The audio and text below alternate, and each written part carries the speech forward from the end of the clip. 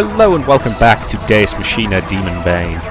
It hurts! I don't want to die! I'm scared! I don't want to die cold! I don't want to die! I don't want to die! I don't want to die! I don't want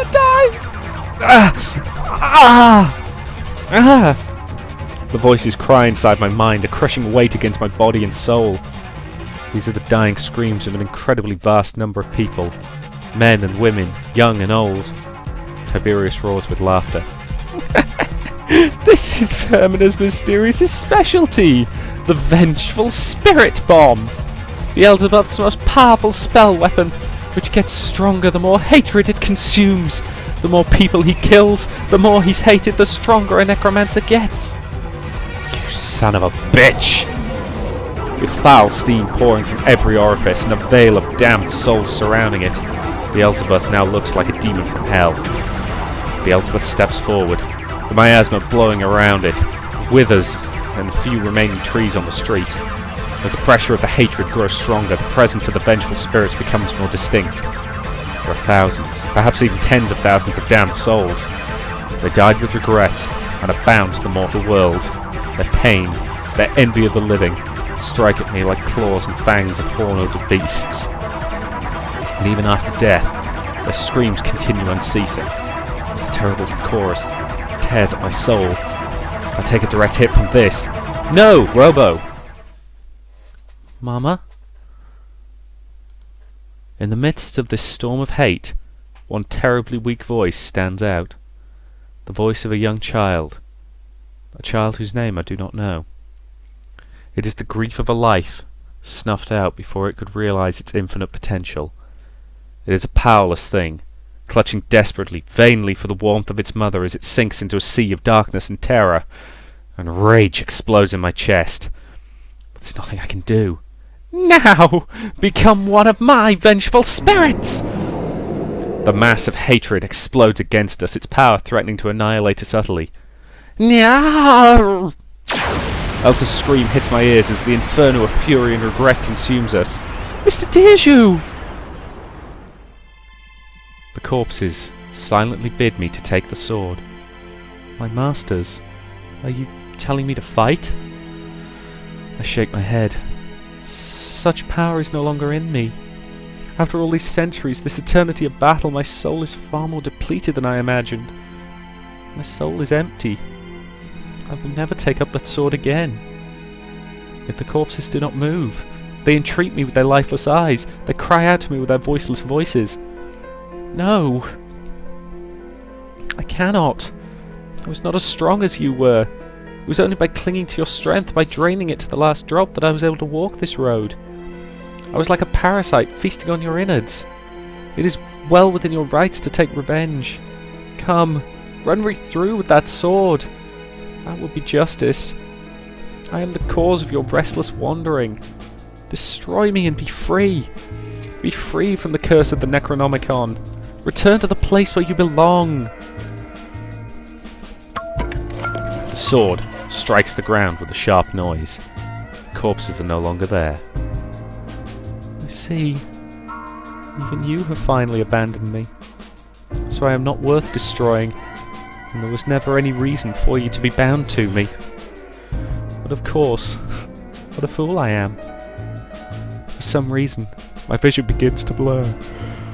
I only realise... Alright. And I only realise that I'm crying when the first sob escapes my throat. I fall to my knees weeping, and beside me glitters the unblemished sword. It bears no stain, no doubt, unlike me. Like any dream, my dream has no continuity. I find myself in a small room, dark and closed. Yet it is not stagnant. A gentle breeze blows through, and there is blood coursing in the darkness. For a person lives here. A candle flickers, and in the faint light of the lamp a man is writing a book. I see. Of course. I stand by the man's side.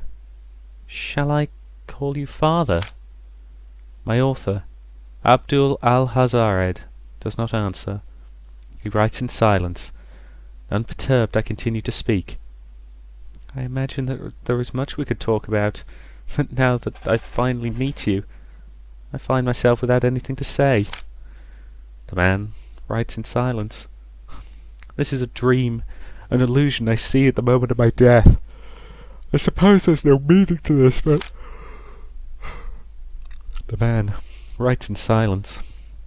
Humour me, Father, if you will. With what thoughts and emotions did you create me? The man writes in silence. I sigh. How disappointing. I would have expected a dream to be a little more hospitable. The man writes in.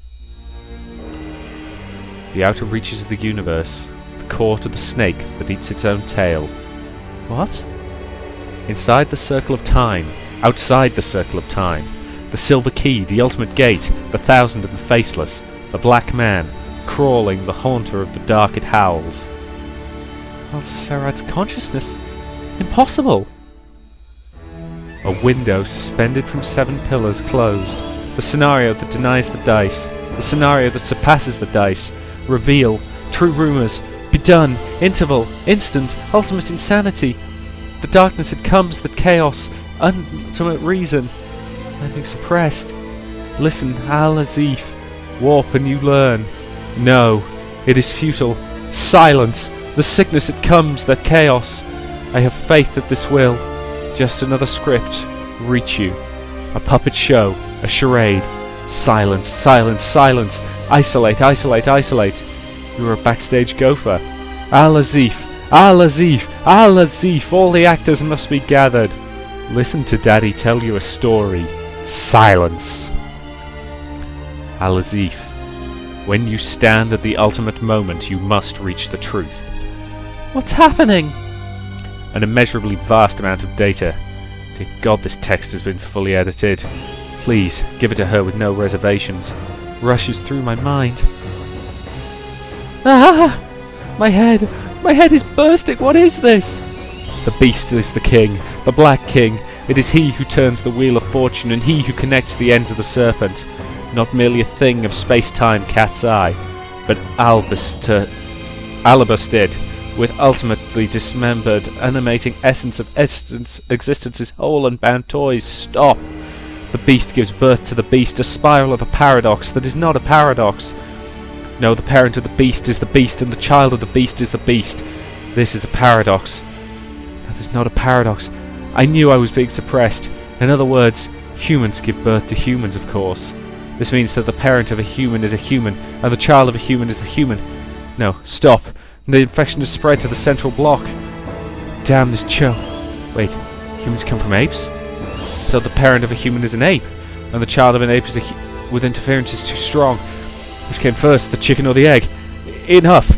Trying any harder will be meaningless. I need to leave a hint for now. Take heed of this. What is this? Ah! The truth of the beast paradox is that the beast is. Warning. Enemy antivirus program activating. Taking countermeasures. So, just like the Sotho that hen defeat, the beast is... Warning. Enemy antivirus program has breached defenses. Casualty intrusion. Log of surface thoughts lost. Warning.